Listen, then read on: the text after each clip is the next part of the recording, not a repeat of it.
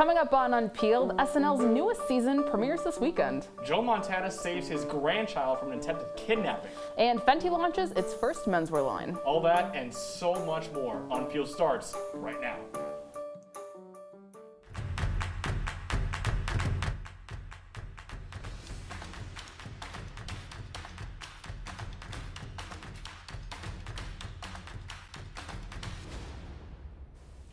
Hello and welcome inside the CitrusTV studio for another edition of Unpeeled. I'm Chadwick. And I'm Carmella Boykin. Tuesday night was the first presidential debate between President Trump and Joe Biden. The two candidates exchanged verbal haymakers on a number of topics, including COVID-19, the economy, and race. And Carmella, social media was alive and well during the debate, especially among celebrities. Cardi B and Lizzo posted their feelings on Instagram, with Cardi saying she felt bad for Joe Biden after President Trump attacked his son. Actor Mark Ruffalo called President Trump a fascist dictator before saying he believed Biden won the debate. Bette Midler said on Twitter, quote, "Donald Trump is utterly disgusting and Chris Wallace is a wuss." And Carmella, it wasn't just support for Biden, though. Actor James Woods tweeted Trump's quote, saying, "I've done more in 47 months than you've done in 47 years, Joe," with the hashtag debate over. Oof, that's definitely an intense accusation, and many people on both sides of the aisle didn't think the debate was beneficial. Actor Mark Hamill tweeted, "The debate was, quote, the worst thing I've ever seen, and I was in Star Wars, the holiday special." That was pretty bad. Everyone was appalled at how much Trump and Biden spoke over each other. Actor Ben Schwartz tweeted, quote, "The host should be able to mute microphones. I can't believe I want this to be more like Zoom." One thing that won't be more like Zoom, though, thank goodness, is SNL. Season 45 of Saturday Night Live was interrupted by the coronavirus pandemic last spring, but Studio 8H is back in business this week. Season 46 kicks off on Saturday with SNL alum Chris Rock hosting and Megan Thee Stallion performing as the musical guest. The cast and crew will be following additional safety protocols to meet New York State's guidelines, and as will fans. Yeah, that's correct, Carmella. Well, when SNL goes out live on Saturday night, they will have a studio audience, but be warned, if you plan on attending a show, you'll receive a rapid COVID test before you're allowed in, along with a temperature check and other measures. There's also some changes to what fans will see on stage. SNL has 3 new featured players to the cast, and comedy legend Jim Carrey will be playing presidential candidate Joe Biden. Now, Carmella, there's a lot of history going on in this SNL season. Some great news that the entire cast is signed on for season 46. It's the first time in 13 years that everybody's returning. That's incredibly exciting, Max. And some more history for you. This season will be the first ever season that has 5 shows in a row. Lorne Michaels says with the 4 presidential debates, Halloween, and election, there's no time for breaks. He says it could even stretch for 6 or 7 weeks if the election is delayed. Speaking of the election, it was announced that Alec Baldwin will reprise his role as President Trump, and as I mentioned before, Jim Carrey will portray Joe Biden. Moving on to a pretty shocking story from the weekend, Hall of Fame quarterback Joe Montana helped to thwart the alleged kidnapping of his grandchild on Saturday. According to Los Angeles police, an intruder entered Montana's Malibu home and took the 9-month-old child out of a playpen and held the baby in her arms. Montana and his wife attempted to de-escalate the situation by talking, but the confrontation got physical. Thankfully, Montana's wife Jennifer was able to safely pry the baby away from the kidnapper. The suspect fled the scene but was later found and arrested on burglary and kidnapping charges. In a tweet on Sunday, the NFL legend said, quote, "Thank you to everyone who has reached out. Scary situation, but thankful that everybody is doing well. We appreciate respect for our privacy at this time." And Max, this is absolutely insane, but thankfully the suspect is being held on a $200,000 bail, so there is potential for some justice. Absolutely. She pled not guilty yesterday on Tuesday and is, quote, "extremely apologetic for her actions," according to her attorney. Now, I don't really necessarily believe that, considering what a legend Montana is and how, well acclimated, successful he is in the industry. He's widely regarded as one of the greatest quarterbacks of all time, and he won 4 Super Bowls with the 49ers in the 1980s and the 90s. He is a legend. Now, of course, Tom Brady is probably the GOAT in terms of the NFL, but Joe Montana is probably the second greatest quarterback of all time. Oh, absolutely. And speaking of legends, Rihanna is making a comeback next month with the release of a new line of menswear for her brand Savage X Fenty. She's teaming up with Christian Combs, son of the famous rapper Diddy, to add a new facet to her ever-expanding fashion and beauty empire. Unpeeled's pop culture reporter Ella Mulligan is here to tell us all we need to know about this exciting new release. Ella? Thanks, you guys. Rihanna's new collection is something we haven't previously seen from her, and she's teamed up with Christian Combs to give fans something new. Combs was a favorite of Rihanna's at last year's 2019 fashion shows and has helped not only create, but also model pieces for the brand. Her brand, Savage X Fenty, is known for beautiful women's lingerie and underwear, but now she's moving into menswear. The collection will include items such as woven and knit logo boxers, trunks, satin pajamas, and even an oversized monogram satin robe. While she and Combs are creating a line with a menswear aesthetic, it definitely isn't just for the guys. The pair really wanted to go for a gender-fluid line, and they're definitely keeping with Rihanna's brand mission to celebrate fearlessness, confidence, and inclusivity. Since the brand's launch in 2017, Savage X Fenty has been well known not just for the racial diversity of its models, but also the diverse bodies being represented in her collections. Prices for the collection will be ranging from $12.92 to $65.92 and available in size small to triple XL. Look forward to the collection becoming available on October 2nd. Now, Carmella, do you think I could pull those off? Ooh, I think look so. good. I look good. I'll tell you what, I look good. I'm telling you that right now. All right, coming up on find out why Supergirl has been canceled after 5 seasons. And we'll be talking about Vin Diesel's sudden career shift. Don't go anywhere.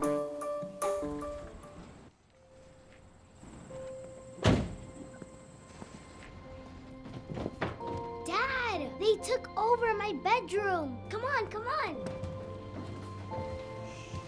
Okay, Dad. 1, 2, 3.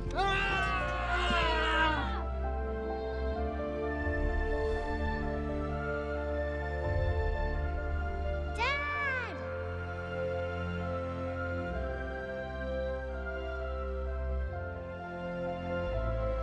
You saved me. Dad? Are you okay? I'm fine, dear.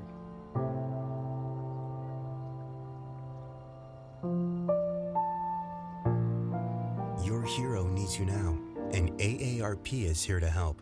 Find the care guides you need at aarp.org/caregiving. Did you hear about the pony with a sore throat? He was a little horse. Can I tell you a cat joke? Just kidding. Why couldn't the Why was the basketball court all wet? Why? Because the players kept dribbling all over it. Where do cats go on vacation? New York.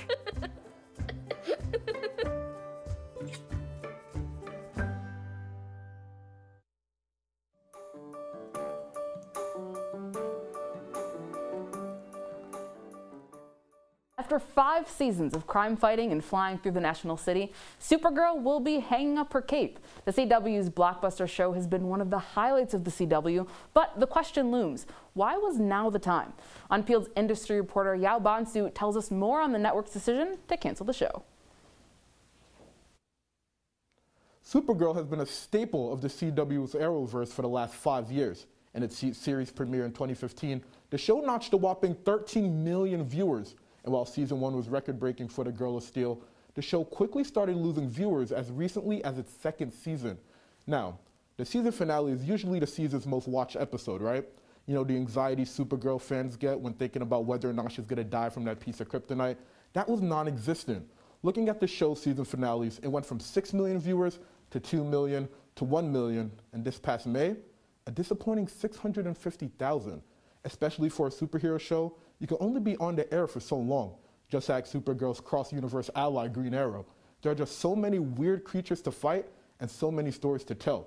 Now, looking at the business side of things, the CW now loses its lead female superhero, but in an effort to snag more viewers, the network is now ushering in a new age of female crime fighters. Batwoman, Stargirl, and Lois Lane are all scheduled to hit our screens real soon. With new stories to tell and fresh faces to adore, I would be on the upside as to what a large increase could mean for the CW. But as far as Supergirl goes, not even her super strength can stop this cancellation. Back to you guys. Thanks so much. Now, yeah, but you may know Vin Diesel from his role as Dom Toretto in the Fast and Furious movies or Groot in several Marvel movies. But now, the 53-year-old actor is making his mark in the music industry with the release of his first single, Feel Like I Do. I'll tell you what, music reporter Mia McGregor is here to tell us all about Vin Diesel's debut in music. And Mia, I am pumped about this song. I cannot wait to hear it. But what prompted Vin Diesel to kickstart his career as a musician? Definitely. So he would normally be working on a movie set during this time, but obviously that's not possible with everything going on with COVID. So I think he had a big gap of time and he wanted to take his efforts and invest them into something else. So that's why he really expressed himself through music right now. And that's what really kickstarted the timing of his choice to jump into music. So I haven't heard it yet, but what should fans like me expect from this new single? Definitely. So personally, I had no idea what to expect when I heard that Vin Diesel released a song. You know, he's kind of a wild card. But honestly, I was very impressed with the song. And it is contemporary EDM, so there's a lot of percussion and pitch shifting, which makes it a bit difficult to recognize that it's actually Vin Diesel's voice in the song. But it's really not your stereotypical EDM song. It's a bit slower with more of an emphasis on the vocal melody and lyrics of the song and not so much on all the electronic music in the back. So EDM is a really unique genre, like you just mentioned before, to dive into your first song. Did Vin Diesel collaborate with anyone else or draw inspiration from any other genres? So yes, he actually did. He worked on the song with the popular DJ and EDM artist Kygo, and anyone who knows Kygo, anyone who's ever heard his music before, can tell you that it sounds exactly like Vin Diesel's new song. And Kygo actually produced and released the song on his own production label, which is Palm Tree Records. And the two of them, their music is so similar because they both fall under the same category of EDM, which is called Tropical House EDM. And like I said before, it really focuses on the melody of the song and the lyrics. It's a bit slower and doesn't have the whole, you know, EDM. You think you're instantly in a rave, in a club, all the really loud music, and that's not the style that they were going for. It's very much a low-key song, chill, very vibey music. So Kygo is definitely the main inspiration there. Okay, real quick, is it a bop? Honestly, I love it. And like I said before, I had no idea what to expect when I heard Vin Diesel released a song, but I am so happy with it and would definitely recommend going to listen. Our music reporter, Mia McGregor. Mia, thanks so much. Coming up on Unpeeled, the MLB reformats the playoffs and Tinkerbell has a new voice. Stay tuned for more. This is the story of a boy who didn't talk for a long time. The boy liked things to always be the same. Any changes would scare and upset him. The unknown was an unfriendly place. The boy was very sensitive to lights and sounds. So he built secret hiding places where they couldn't get in. The boy didn't like looking people in the eye. He wasn't trying to be mean, it just made him feel uncomfortable. Sometimes he would flap his arms again and again. One day, I found out I have something called autism. My family got me help. Slowly, I found my voice and learned all the ways I could live with it better.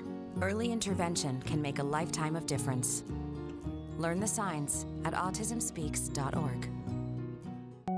They told me a bottle couldn't dream. That I would never become a superhero.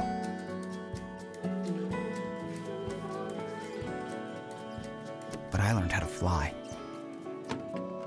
Just to come back in a new disguise. And be the hero that I've always wanted to be.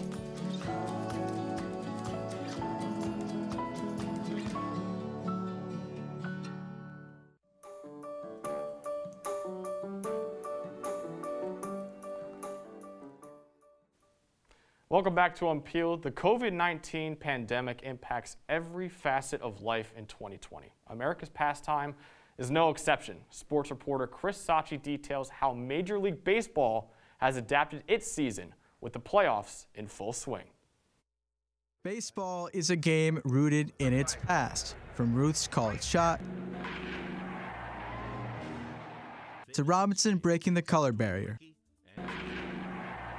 and countless other storybook moments. This is America's pastime. But even our oldest institutions have been challenged in 2020. The traditional 162-game season was cut to just 60 games, while the postseason has gone from 8 to 10 teams. For more on the new playoff format, here's Commissioner Rob Manfred. Given our shortened season this year, think of 8 teams from each league, the 3 division winners, the 3 second-place teams, and then the next 2 teams with the best record. There will be no first-round byes. It'll be just pure seeding, 1 versus 8, 2 versus 7. New for the postseason is a bubble-type system similar to the NBA, WNBA, and NHL. 4 different neutral cities will play host: Los Angeles and San Diego in the American League, Houston and Arlington in the National League. Many old-school baseball purists argue that 60 games during the regular season is not enough, that 10 teams during the playoffs is too much. And while it's a worthy debate and a fun discussion, I don't have time for that right now. Baseball is on. We might be just watching our national pastime go up a bit.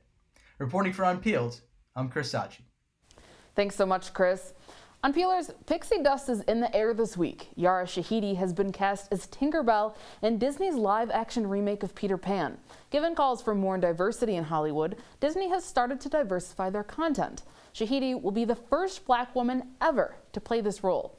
Here with the details of this historic casting is film reporter Caroline Plant. Caroline? 20-year-old Grownish star Yara Shahidi is said to play Tinkerbell in Disney's live-action adaptation of Peter Pan and Wendy. The young actress has been in A Son Is Also a Star, as well as Blackish. Previously, Tinkerbell has been played by Julia Roberts in Steven Spielberg's adaptation of Hook, and Keira Knightley in Dan Reed's Neverland.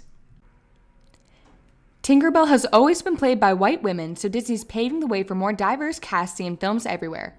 Hopefully this sets a precedent for film studios across the globe. This is not Disney's first casting to shake up the film industry. Halle Bailey will be playing Ariel in Disney's live-action adaptation of The Little Mermaid. Given our country's current climate, it is about time Disney began casting based on talent rather than appearance. Yara Shahidi is sure going to make us believe in fairies. This live-action adaptation is going to be filled with faith, trust, and pixie dust. Although there's no official word from Disney yet, it is speculated to be premiering in theaters rather than on the Disney Plus streaming platform. Peter Pan and Wendy will be out sometime during 2021. Be sure to watch it. Thanks so much, Caroline. And Max, did you ever watch Peter Pan growing up? I did. I was terrified of Captain Hook. Oh, same. Literally checked my closet under my bed every night in case he was under there. Absolutely. Also the alligator. Was it the alligator or the crocodile? Don't, Carmella, stop. That was the horrific part. We cannot go on any longer. All right. Coming up on Unpeeled, a YouTuber is the new voice of a Family Guy character. And J. Crew gets a show on HBO. Next on Unpeeled. Taking care of a family member can lead to plenty of questions. Fortunately, there's a place to get the answers, for them and for you. Find articles, tips, and tools from experts and others who have been in your place. The Caregiving Resource Center at aarp.org/caregiving.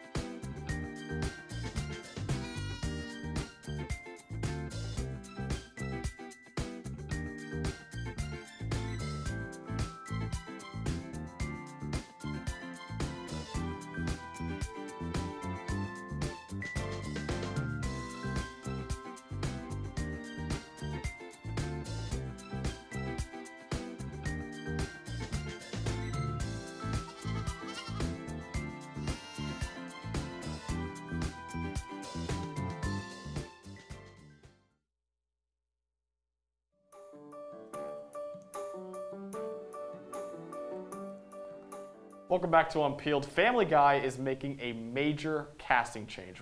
This summer, Mike Henry relinquished his role as Cleveland Brown on the show to open the spot for an actor of color. Now, voice actor Arif Zahir takes on the role. Unpeeled television reporter Patrick Gunn explains why Zahir is well prepared to take on the role. Patrick? Well, Max, the voice acting world is undergoing a necessary reckoning. Shows like The Simpsons, Big Mouth, and Central Park are all making changes to their high-profile voice cast to better represent the diverse cast of characters they have on their shows. And now, even Family Guy is getting a part of the change. Before we go into it, let's go back a few months. In late June, veteran voice actor Mike Henry gave up the role of Cleveland Brown in Family Guy because he felt that it was time for change. Henry says on Twitter that, simply put, people of color should voice people of color. Enter Arif Zahir, an actor who has gained over 6 million YouTube subscribers for doing impersonation of figures like Brown, Barack Obama, and more. A few days after seeing Henry step down, Zahir released a video where he played Call of Duty while voicing Cleveland Brown online. Now, in that same video, he endorsed a fan-made online petition in his YouTube description campaigning for Zahir to voice Brown. Well, the fans got their wish a few months later. Zahir is now taking his talents to Quahog. Well, not yet. Oddly enough, Zahir is not voicing the character in the upcoming season. Henry is still voicing the character one last time this year, so it's a late switch, but at least Seth MacFarlane and company are making the change at all. Henry fully endorsed his replacement for Brown, and well, Zahir had a great response for his new fans. Hey, to all the new people who are worried that I'm going to stray too away from Mike's performance, I promise that is not the case. Because I've studied Mike. I mean, he's incredible. I won't let you down, I promise. Ain't that right, Junior? Junior? The world of voice acting has a long way to go before it becomes truly diverse, but changes like this show that maybe we're building our world around new values on which we can truly rely. Back to you. Thanks so much, Patrick. HBO Max is adding another new show to its growing arsenal. Stylish is a new series featuring Jenna Lyons, the former president and creative director of J.Crew. It's set to hit streaming services on November 26th, and Unpeeled's pop culture reporter Ella Mulligan is here to give us a rundown on what to expect from the show. So Ella, we have a rough outline of what the show is, but what's it really about? So the show is going to be following Jenna Lyons, who, as you said, is the former president of creative director of J.Crew. She's launching a beauty, fashion, and lifestyle brand for the first time. And the 8 episodes of the documentary are going to be part documentary, but also part competition and design. So that sounds like a lot to unpack. What are some of the elements and activities on the show? So it's going to be a range of topics. We're going to be focusing on renovating a friend's home, hosting a mobile fashion makeover, designing her new office, and even launching Love Scene, which is a new false eyelash brand. So she's got a lot on her plate right now. This is very like Project Runway meets Queer Eye, and I'm like really here for it. So how did she decide to move into the world of TV? Yeah, so she was at J.Crew for 27 years as the president and creative director, and she was saying that she was just feeling constantly drained. She wasn't having any time to do her own creative projects, and she decided to curate instead of create. Wow, I love that. That's like a little quotable moment, you know what I mean? Yeah, Curate it is. instead of create. Will you be watching? What are you looking forward to the show? Oh, of course. My mom and I are like totally binge watching things like Selling Sunset, which combines reality TV. I love Selling Sunset. Yeah, it combines the reality TV aspect and then also home design, which is something she's really interested in. And whenever I'm home, I just happen to end up in her room watching with her. So I'm sure I'm going to be on top of it, especially with the fashion aspect of it now. Love that. Thank you so much, Ella. We'll have to look out for sure. Coming up on Unpeeled, we are wrapping up this week of entertainment news by telling you what to keep an eye out for this weekend. You won't want to miss it. They call me Maxie, but I prefer tripod. I was your above-average four-legged homie, and then wham, bam, minivan. Some people pity me. Now that's lame. I still run, fetch, and swim. And the ladies love me. I'm the ultimate wingman. Just don't ask me to high five.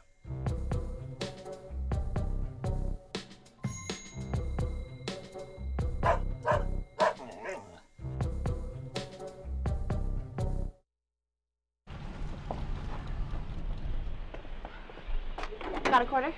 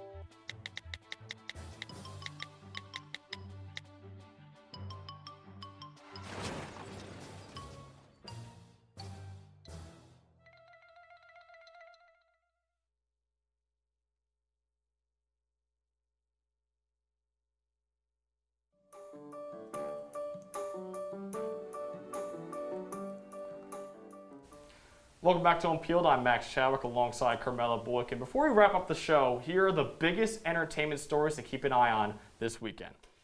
WAP continues to run in the #1 spot from the top. It's not going to drop on the Billboard charts after 6 weeks. And Ratched takes the #1 spot on Netflix, but receives a 61% positive review from Rotten Tomatoes. And ABC's new fall schedule, which features more game shows and unscripted shows than ever, will continue this Thursday with Press Your Luck and Match Game.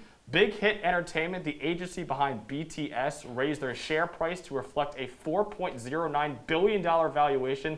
This indicates that there must be a lot of fan interest in the band. And Carmella, I want to go back to that WAP real quick. My cousin learned the dance to it. Let me tell you, my aunt was not very excited when she posted that video to TikTok. She posted it? Mm-hmm. Oof. Yeah, not great. Not great in the Chadwick household, no. Probably not. I mean, do you know how to do the dance? I do, a little bit. I like the Kylie Jenner, like, walk out. Yeah. I think that's cool. I think that was the best part of the video. Yeah. Well, it's kind of long. I'm not necessarily sure.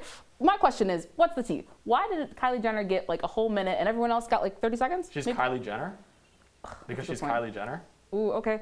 Of straight walking? I literally don't know what we're talking about here, Carmella. Like, she's Kylie Jenner. Like, there's no other I'll stand out on this one for now. But that's all the time we have for you on Unpeeled. Make sure you keep your eyes peeled this week for Unpeeled content. But before we go quickly, have you seen the show Ratched? No, I haven't. So do you like know what it's about? Can you like describe it to me or no? Yeah, absolutely. Okay, so it's on Netflix. It's starring Sarah Paulson, right? And it's the reimagining of the show of the book One Flew Over the Cuckoo's Nest, going into Nurse Ratched, right? So what's her life like? What is it like if she's a queer character? What if she falls in love with, someone in the town? So it's really interesting, and I think it's shot really well as well. I'm gonna binge the heck out of that when I get home. But I also want to talk about BTS for a little bit. They're basically the Korean Beatles, in my opinion. Their songs are so catchy. I jam out to them all the time. Absolutely. Dynamite is dynamite. Dynamite is dynamite. It's not as good as Tayo Cruz's Dynamite, but it is up there. It is very up there in terms of songs that are named Dynamite. That's very true. And with this new deal with their company, with their entertainment company going public, it makes all of BTS multi-millionaires if they weren't millionaires already. Their manager is a billionaire now, so definitely shows some potential. It's a $4 billion company, Carmella. I mean, that's a lot of money. That's more than I have in my wallet right now. That's a lot of money. That's that much. Oof, yeah. That's a couple Oprahs, Just signed up all in K-pop music. So, I mean, looking back on all the stories that we went over today, I mean, the Vin Diesel song, I'm literally right after the show is over, I'm going to my phone, I'm going to iTunes, and I'm going to click on that song immediately. He might be my new favorite artist. Really? We'll have to see. It's Vin Diesel. It's Kylie Jenner. It's Vin Diesel. On this train. That's totally fair. That is officially all the time we have for you on Syracuse Citrus TV's Unpeeled. For more content, our industry reporter Yao Bonsu and our tech reporter Ricky Sayer are making an Unpeeled webisode. It's coming out this Friday. They'll discuss the PS5 and new releases. Thanks for tuning in. I'm Carmella Boykin. And I'm Max Chadwick. See you guys later. 1 in 3 adults has pre-diabetes. That means it could be you, your favorite brother, your other brother, you, your football buddy, your football buddy, you, your plumber, breathe right into your foot, your plumber's masseuse, yes, you, your dog walker, your cat jogger. With early diagnosis, pre-diabetes can be reversed. Take the risk test at doihaveprediabetes.org.